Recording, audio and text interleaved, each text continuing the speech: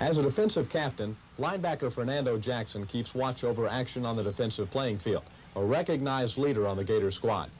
Assistant Dean of the College of Liberal Arts and Sciences, Harry Shaw, also patrols events to make sure the college's general education program is accomplishing its goals.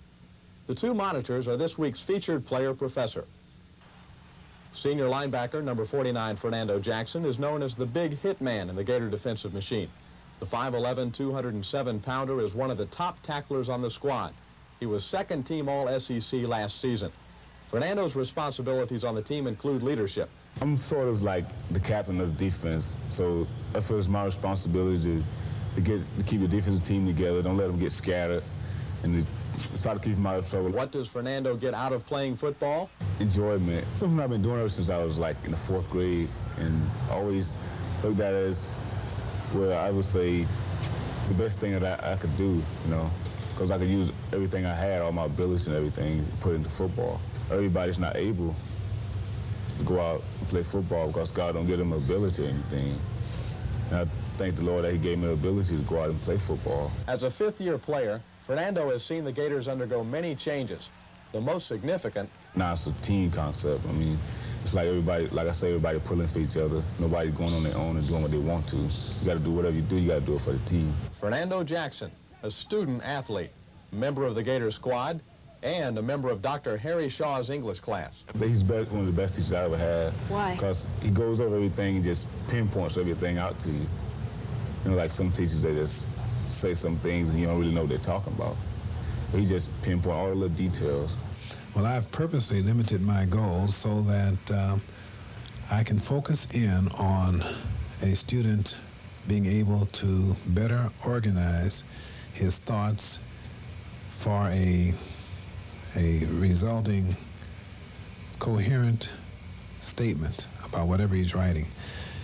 And what we write about in this particular class is literature. As a byproduct, not as a main product, but as a byproduct, I would hope that students would develop a better appreciation for literature itself. College of Liberal Arts and Sciences Assistant Dean, Dr. Harry Shaw, is representative of the college's policy to get senior faculty involved in teaching at the basic level. This is a writing class which uses literature as a medium. We have no one who is above teaching composition. Dr. Shaw has been at the University of Florida for 10 years. He welcomes his ventures into the classroom. I think the biggest reward of all is simply staying abreast of what the students are doing and staying into contact with them. This is why we're all here. This is why the university's here. For teaching. For teaching. It's important because it involves the imparting of information and values and the kind of training that one generation gives to another. As an administrator, Dr. Shaw makes sure the college's general education program, which freshmen and sophomores pass through, remains strong. In the classroom, Dr. Shaw believes in teamwork. I think the discussion method has proven itself. If we can discover something together, students have a lot to bring to a discussion.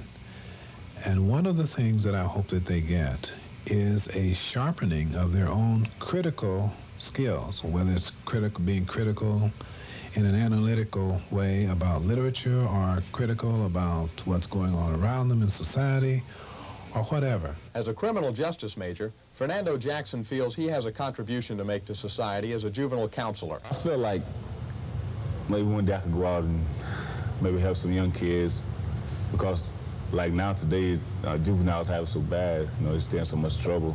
I feel like I could go out and maybe help some of them and show them the right direction. Fernando's direction may be diverted by pro football if the calling comes. In the meantime, he's on the right track, as evidenced by co-winning this year's Warren Cason Award for academic and athletic perseverance.